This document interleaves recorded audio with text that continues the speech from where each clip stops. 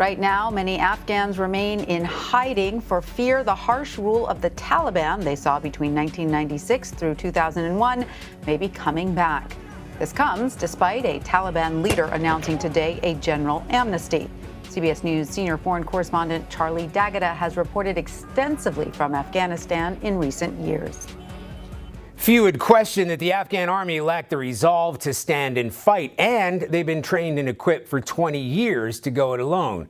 But they only face the harsh reality that U.S. troops were actually leaving when President Biden made that announcement in April, which triggered the Taliban offensive.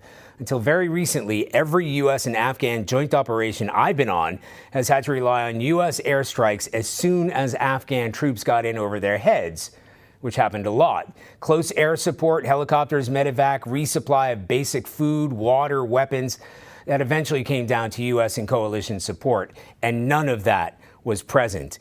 Even the tiny Afghan Air Force took a hit because the U.S. contractors who serviced the aircraft were lost. It's also worth pointing out the Afghan military lost at least 66,000 troops in the last 20 years. They stopped providing casualty reports long ago because it was simply destroying morale and recruitment.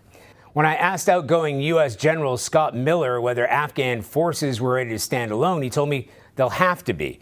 Well, despite America's best efforts, clearly they weren't. Tanya? Charlie D'Agata, thank you. For more, I want to bring in Sharifullah Sharafat. He's an Afghan social worker in the Washington, D.C. metro area. Sharifullah, welcome. Explain the vulnerable position Afghans are in right now with the Taliban in the process of taking control over the government. Thank you very much, Tanya, for having me.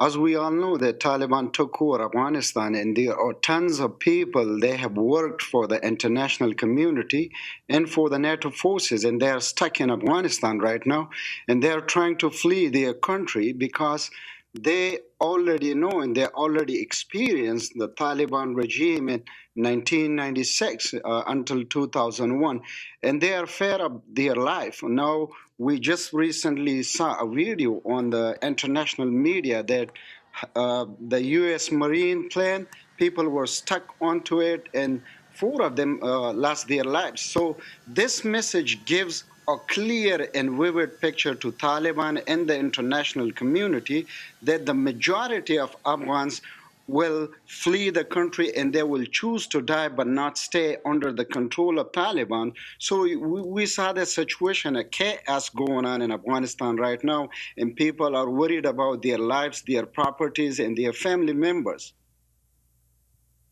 And since you are an Afghan social worker, can you share with us a little bit what you have personally experienced over the years and what you're worried you could soon see because of the current situation? I met so many Afghan refugees here in Washington, D.C., and I've been, hearing their stories. So, as I said, most of the intellectuals, the Afghan intellectuals and the youngsters, they work for the international community, for the international NGOs, and right now they are extremely terrified about the situation in Afghanistan right now. They cannot go anywhere. They are stuck in their houses. Yesterday, I spoke with one of the protesters. We recently held a protest here in Washington, D.C. in front of the White House. And this protest was against the proxy war in Afghanistan. And their refugee recently moved to the United States. And he said he left his whole family behind. And he was so worried about his children. He was the only person that he moved to the United States in the last few months.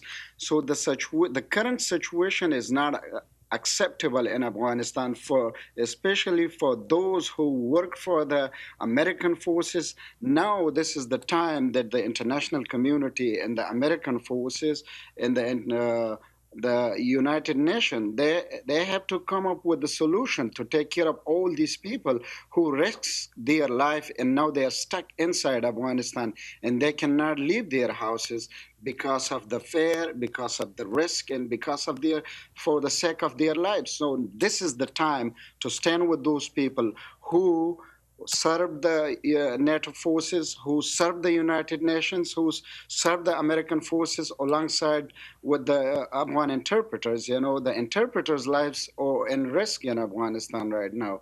So that should be the priority. And the American and the United Nations and the international community, we've been calling on them before, the Taliban take over. We were sending them the statements about this situation, that you have to have a well-organized plan to evacuate all these people who served the United States of America, and they served the United Nations and other international organizations. So now this is the time that they have to fulfill their commitment with these people. Absolutely. And Sharifullah, for those who are lucky enough to get out of Afghanistan, can you give us some insight into what the assimilation process is like for Afghan refugees here in the U.S. and in other countries? What sorts of conditions do they face? Right now, the process they've been doing for the last few days in Afghanistan, that's not a proper process, because people are losing lives. So people shouldn't lose their lives, for leaving their country. There should be a proper process for these people who worked for the Canadian forces, British forces, Australian forces, Dutch forces, American forces. They should have a database. People are running toward the airport and they have no clue where they're going. And there is no proper scanning, there is no proper checking. So they should identify all those people who work for these people.